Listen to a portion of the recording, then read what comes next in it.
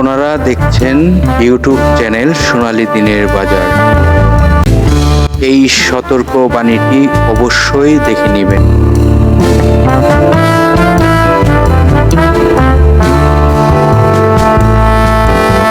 সম্মানিত বিনিয়োগকারী ভাই ও বোনেরা, আজকের ভিডিওর টপিকটি আপনারা ইতিমধ্যেই ফলো করেছেন।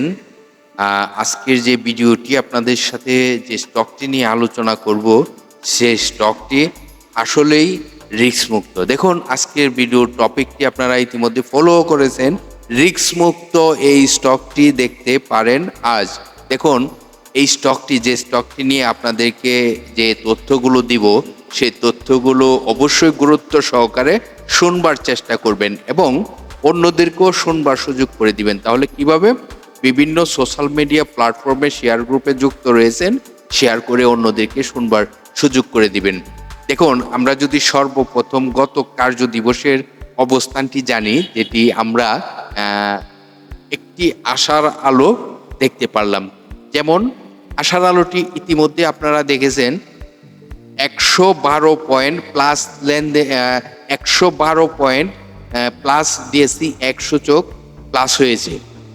দেখুন, আমরা যদি লেনদেনের গতিটি দেখি, সেখানে আমরা দেখতেই পারতেছি 836 কোটি টাকা প্লাস লেনদেন হয়েছে। তার মানে কি? দেখুন, এই যে অবস্থানটি তৈরি হচ্ছে, তার মানে বড় বড় পার্টি বাজারে অ্যাক্টিভ হচ্ছে, এটি তো আমরা বুঝতে পারতেছি। দেখুন, আমরা গত কার্য দিবসে দর বাড়ার তালিকায় যদি দেখি, তাহলে 302টি কোম্পানি দর বাড়ার তালিকায় ছিল এবং দর হারার তালিকায় যদি দেখি, যে সামান্য পরিমাণ, যেটি 64টি দর হারার তালিকায় ছিল। আবার আমরা যদি ফলো করি যে 29টি কোম্পানি কি হলো, 29টি কোম্পানি যে প্রাইজে ওপেনিং ছিল সেই প্রাইজে ক্লোজিং হয়েছে। আমরা যদি এই মুহূর্তে দেখি বাজারের সেক্টরগুলো, যে সেক্টরগুলোর মধ্যে জেনারেল ইন্স্যুরেন্সের সকল স্টক কিন্তু আপে রয়েছিল। আর টেক্সটাইল সেক্টরের দ্বিতীয় অবস্থানে ছিল, যেখানে কিছু স্টক দর হারার তালিকায় ছিল। তারপর ইঞ্জিনিয়ারিং সেক্টরের কিছু স্টক দর হারার তালিকায় ছিল।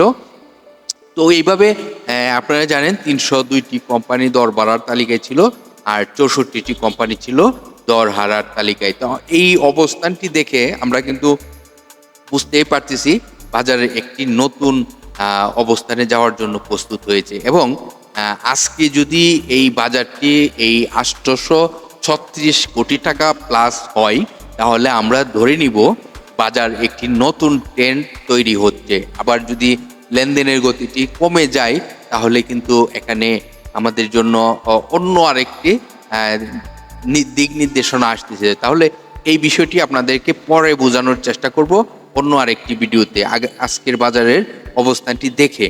এখন আজকে যে স্টকটি নিয়ে আপনাদের সাথে আলোচনা করব, সেই স্টকটি নিয়ে বিস্তারিত তথ্যগুলো আপনাদেরকে প্রকাশ করব এবং এই স্টকটির কোথায় আরএসআই রয়েছে, কোথায় তার সাপোর্ট রয়েছে, কোথায় রেজিস্ট্যান্স রয়েছে, সে সকল বিষয় কিন্তু ক্লিয়ারভাবে বোঝানোর চেষ্টা করব। আপনারা ধৈর্য সহকারে আমাদের আলোচনাগুলো শুনবার চেষ্টা করবেন। দেখুন, আজকের আলোচনার যে স্টকটি, সেই স্টকটি 21 টাকা 30 পয়সা গত কার্য দিবসে ক্লোজ হয়েছে এবং এই স্টকটির ন্যাব রয়েছে 16 টাকা 51 পয়সা। স্টকটি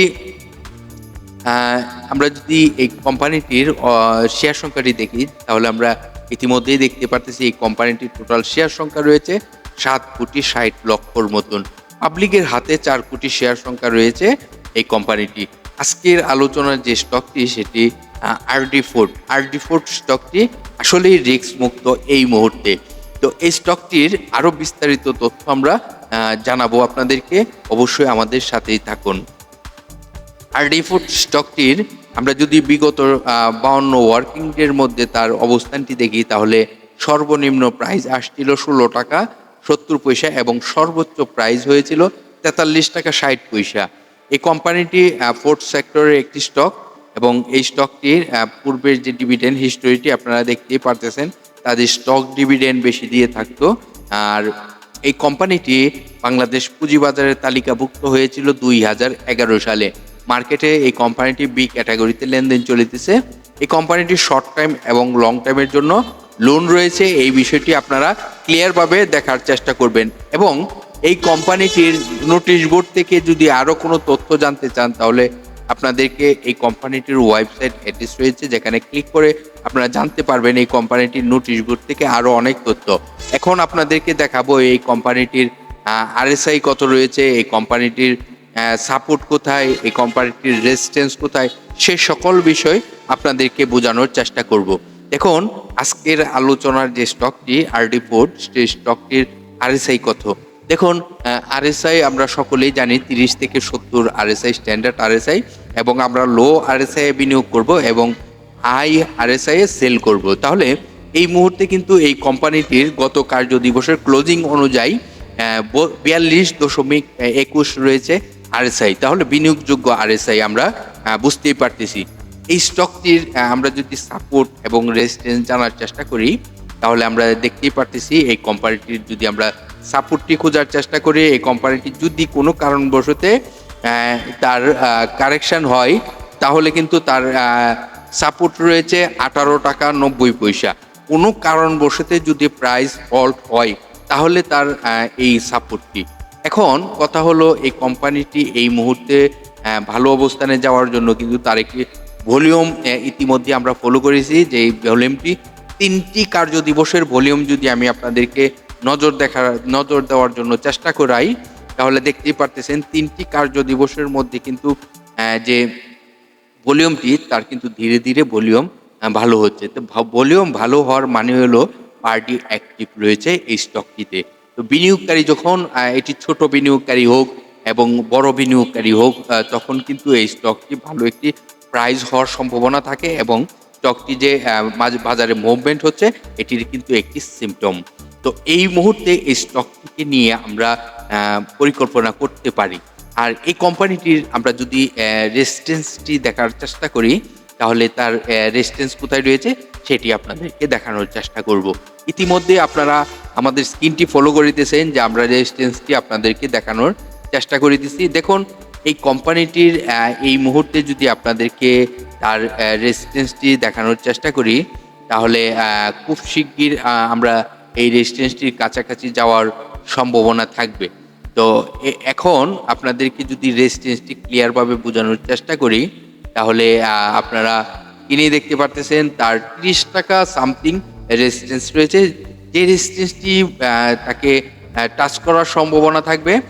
আপনারা জানেন যে 70 আরএসআই হলে রিস্ক হয়ে যেতে পারে। তো আশা করি যে 30 টাকা 10 পয়সা যে রেজিস্ট্যান্সটি আপনারা ইতিমধ্যে দেখেছেন তখন 70-এর আশেপাশে আরএসআই চলে যাবে।